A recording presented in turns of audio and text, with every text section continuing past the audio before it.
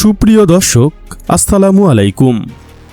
চরম অপমানে স্তব্ধ দিল্লির মোদি। মুখের ওপর বাতরা, চীন থেকে মিসাইল ঢুকাচ্ছেন তারেক রহমান।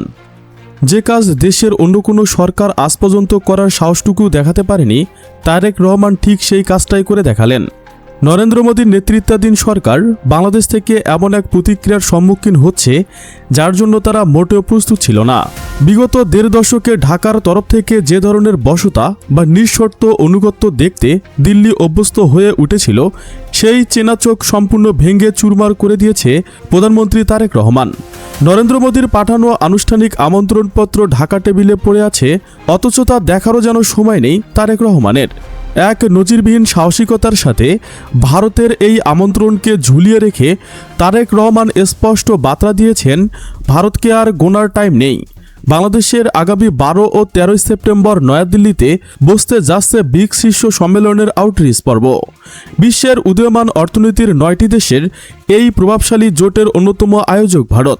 নরেন্দ্র মোদী ব্যক্তিগতভাবে চাইছেন এই মঞ্চে বাংলাদেশের প্রধানমন্ত্রী তারেক রহমান উপস্থিত থাকুক।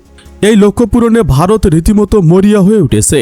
গত বুধবার ঢাকায় নিযুক্ত ভারতীয় হাইকমিশনার দীনেশ ত্রিপাঠী সরাসরি ছুটে যান পররাষ্ট্র মন্ত্রণালয়ে।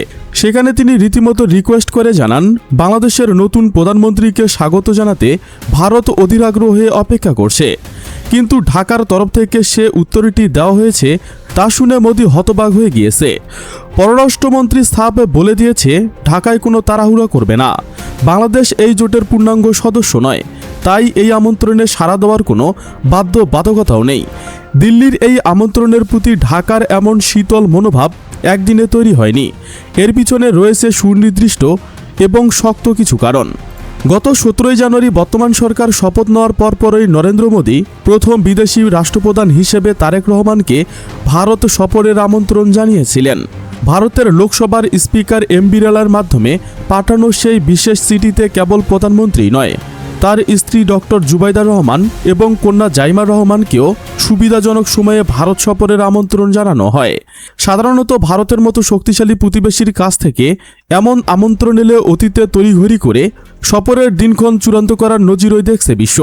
কিন্তু প্রধানমন্ত্রী তারেক রহমান সেই পথে হাঁটেনি। তিনি অত্যন্ত দৃঢ়তার সাথে সেই আমন্ত্রণকে পাশ কাটিয়ে যান। ভারতের বদলে তিনি তার প্রথম দ্বিপাক্ষিক সফরের গন্তব্য হিসেবে বেছে নেন মালয়েশিয়াকে, আর দ্বিতীয় বিদেশ সফর হিসেবে তিনি ছুটে যান বেইজিংয়ে, যা নরেন্দ্র মোদীর সরকারের জন্য ছিল চরম এক কূটনৈতিক ধাক্কা। তারেক রহমানের দিল্লি সফর এড়িয়ে যাওয়ার পিছনে সবচেয়ে বড় এবং বাস্তবসম্মত কারণটি হল ভারতের মাটিতে ক্ষমতাচ্যুত সাবেক প্রধানমন্ত্রী শেখ হাসিনা এবং তার দলের শীর্ষ নেতাদের অবাধ বিচরণ। গত 5 আগস্টের পর থেকে শেখ হাসিনা ভারতে আশ্রয় গ্রহণ করেছিলেন। তার সাথে রয়েছে বিগত সরকারের অত্যন্ত প্রভাবশালী নেতা, আমলা এবং পুলিশ ও সেনাবাহিনীর সাবেক বিতর্কিত কর্মকর্তারা। এই পরিস্থিতিতে বাংলাদেশের প্রধানমন্ত্রী হিসেবে তারেক রহমান যদি দিল্লিতে পা রাখেন, তবে সেখানে অবস্থানরত আওয়ামী লীগের কর্মী সমর্থকরা উদ্দেশ্য প্রণোদিতভাবে তার বিরুদ্ধে বড় ধরনের বিক্ষোভ বা কালো পতাকা প্রদর্শনের মতো ঘটনা ঘটাতে পারে। আন্তর্জাতিক সংবাদ মাধ্যমের সামনে এমন একটি পরিস্থিতি ঢাকার জন্য যেমন অবমাননাকর হবে, তেমনি দিল্লির নিরাপত্তা ব্যবস্থাকেও প্রশ্নবিদ্ধ করবে। তারেক রহমান অত্যন্ত বিচক্ষণতার সাথে এমন কোনো রাজনৈতিক ফাঁদে পা দিতে চাইছে না। তবে এর চেয়েও গভীর এবং তাৎপর্যপূর্ণ একটি বিষয় লুকিয়ে আছে শেখ হাসিনার প্রত্যাবর্তন ইস্যুর ভিতরে। বাংলাদেশ সরকারের পক্ষ থেকে ক্ষমতাচ্যুত শেখ হাসিনাকে দেশে ফেরত পাঠানোর জন্য আনুষ্ঠানিকভাবে ভারতের কাছে চিঠি দেওয়া হয়েছে, কিন্তু নরেন্দ্র মোদী সরকার সেই চিঠির কোনো কার্যকর জবাব না দিয়ে দিনের পর দিন তা ফাইলের নিচে চাপা দিয়ে রেখেছে। বাংলাদেশের আইনি ও রাষ্ট্রীয় অনুরোধকে ভারতে যেভাবে অবজ্ঞা করেছে তারেক রহমান, ঠিক একই ভাষায় মোদীকে জবাব দিচ্ছেন। ভারতে যেমন বাংলাদেশের প্রত্যার্পণ চিঠি ঝুলিয়ে রেখেছে, তারেক রহমানও ঠিক এমনভাবে ভারতের মোদী সরকারের সফরের আমন্ত্রণ বারবার ঝুলিয়ে রাখছেন। এটি কেবল একটি সাধারণ প্রত্যাখ্যান নয়, এটি হলো সমানে সমানে টক্কর দেওয়ার এক চূড়ান্ত দৃষ্টান্ত। ঢাকা অত্যন্ত পরিষ্কারভাবে দিল্লিকে বুঝিয়ে দিচ্ছে যে বাংলাদেশের রাষ্ট্রীয় অনুরোধকে যদি পাত্তা দেওয়া না হয়, তবে ভারতের প্রধানমন্ত্রী নরেন্দ্র মোদীর আমন্ত্রণকেও ঢাকা এক বিন্দু পাত্তা দেবে না। দেশের কোনো সরকার এর আগে দিল্লির চোখের দিকে তাকিয়ে এমন স্পষ্ট ভাষায় নিজেদের অবস্থান জানানোর সাহস দেখাতে পারেনি। ভারতের অপেক্ষা করার মাঝেই বাংলাদেশের পররাষ্ট্রনীতি এক নতুন মাত্রা স্পষ্ট করেছে চীনের সাথে সম্পর্কের মাধ্যমে। বেইজিংয়ের সাথে ঢাকার সম্পর্ক এখন এক নতুন উচ্চতায় অবস্থান করছে। প্রধানমন্ত্রী তারেক রহমানের সাম্প্রতিক চীন সফরে দুই দেশের মধ্যে 17টি গুরুত্বপূর্ণ সমঝোতা স্মারক সই হয়েছে। দুই দেশের সম্পর্ক উন্নীত হয়েছে চীন বাংলাদেশ কমিউনিটি উইথ অ্যান্ড শিপাইড ফিউচারের বিভিন্ন ভবিষ্যতের সম্প্রদায়ের পর্যায়ে।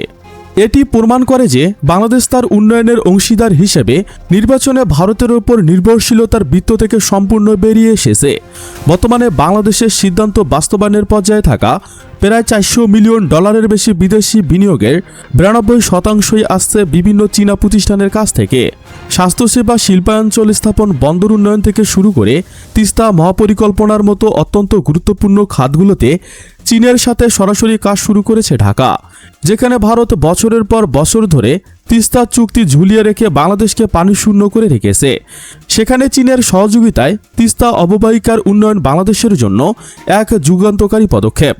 ভারত ও বাংলাদেশের 3 দিক থেকে ঘিরে থাকা একটি নিকটতম প্রতিবেশী।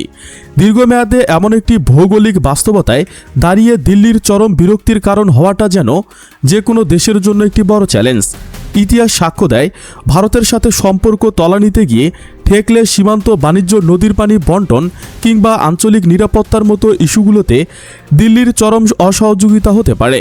নরেন্দ্র মোদী সরকার যদি অনুভব করে যে ঢাকা তাদের সম্পূর্ণ অবজ্ঞা করে বেইজিংয়ের দিকে ঝুঁকে পড়েছে, তবে তারা সীমান্ত হত্যা থেকে শুরু করে বাণিজ্যের নানান কৃত্রিম সংকট তৈরি করতে পিছপা হবে না।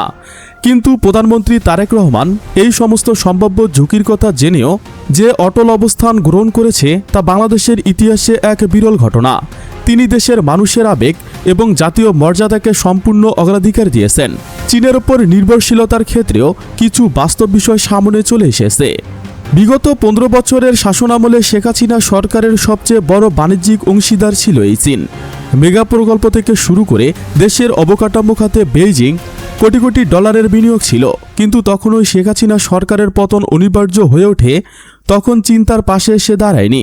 আন্তর্জাতিক সম্পর্কের বাস্তবতায় চীন কেবল তার নিজস্ব অর্থনৈতিক ও ভৌগোলিক স্বার্থ সুরক্ষিত রাখতেই আগ্রহী। ফলে যে কোনো অভ্যন্তরীণ সংকটে বেইজিং কখনো সরাসরি কোনো সরকারের পতন ঠেকাতে এগিয়ে আসে না। বর্তমান সরকার এই রুট বাস্তবতা সম্পর্কে পুরোপুরি অবগত। বেইজিংয়ের সাথে সম্পর্ক কেবলই বাণিজ্যিক ও উন্নয়ন ভিত্তিক। এটি কোনোভাবেই ভারতের বিকল্প হিসেবে দাসত্ব মেনে নেওয়ার মতো বিষয় নয়। দিল্লিতে অনুষ্ঠিতব্য ব্রিক্স সম্মেলনটি দুই দেশের সরকার প্রধানের মধ্যে প্রথম সরাসরি আলোচনার একটি সুযোগ তৈরি করতে পারত। একই মঞ্চে রাশিয়া ও চীনের মতো পরাশক্তিগুলোর শীর্ষ নেতাদের সাথেও মত বিনিময়ের সুযোগ ছিল। কিন্তু বাংলাদেশ এই মুহূর্তে কোনো আন্তর্জাতিক মঞ্চে ভারতের ছায়া তুলে নিজেকে উপস্থাপন করতে রাজি নয়। একটি রাষ্ট্র হিসেবে বাংলাদেশ তার নিজস্ব মেরুদণ্ড শক্ত করে দাঁড়াতে চাইছেন। ভারতের তরফ থেকে বারবার টেলিফোন, সামাজিক যোগাযোগ মাধ্যমে বার্তা এবং দূত পাঠিয়ে যখন ঢাকার মন গড়ানোর চেষ্টা করছে, তখন নরেন্দ্র মোদী হতবাক হওয়া ছাড়া আর কোনো উপায় অবশিষ্ট নেই। মোদী সরকার হয়তো কল্পনাও করতে পারেনি ঢাকা থেকে তাদের এমন প্রকাশ্য প্রত্যাখ্যানের শিকার হতে হবে। বাংলাদেশের বর্তমান কূটনীতি অত্যন্ত সোজা ও স্পষ্ট। একতরফাভাবে কেবল ভারতকে খুশি রাখার যে নীতি গত 1.5 দশক ধরে চালু ছিল, তার চূড়ান্ত অবসান ঘটেছে। ব্রিক্স সম্মেলনে যোগ দেওয়া বা না দেওয়ার সিদ্ধান্তটি কেবল একটি আনুষ্ঠানিকতা নয়, এটি হলো বিশ্ব মঞ্চের কাছে বাংলাদেশের নতুন পরিচয়ের একটি শক্ত বার্তা। ঢাকা এখন নিজের শর্তে বিশ্বমঞ্চে কথা বলবে। দিল্লির আমন্ত্রণে সাড়া দেওয়া হবে কিনা তার সিদ্ধান্ত ঢাকার নিজস্ব সময় নিয়ে নিজেদের স্বার্থ যাচাই করবে, তবেই হবে। কারো চাপের মুখে বা কাউকে খুশি করার জন্য বাংলাদেশ আর এক পাও অগ্রসর হবে না। তারেক রহমানের এই অবিচল এবং সাহসী অবস্থান প্রমাণ করে দিচ্ছে রাষ্ট্র পরিচালনায় নতজানু হওয়ার দিন শেষ। বাংলাদেশ এখন তার সমকক্ষ হিসেবেই প্রতিটি রাষ্ট্রের সাথে দর কষা করবে, তা সে যত শক্তিশালী রাষ্ট্রই হোক না কেন। প্রিয় দর্শক, সরকারের এই পদক্ষেপ বাংলাদেশের সামরিক শক্তি কতটা বাড়াতে পারবে বলে আপনি মনে করেন? আপনার মতামত কমেন্টে জানান। বাংলাদেশের সামরিক বাহিনী নিয়ে আরও জানতে আমাদের চ্যানেলের ভিডিও ট্যাব থেকে ঘুরে আসুন। এই ভিডিওটি ভালো লাগলে লাইক বাটনে ক্লিক করুন। ভিডিওটি আপনার বন্ধুদের সঙ্গে শেয়ার করে তাদেরকে ভিডিওটি দেখার সুযোগ করে দিন। Thanks for watching my video. আল্লাহ হাফেজ।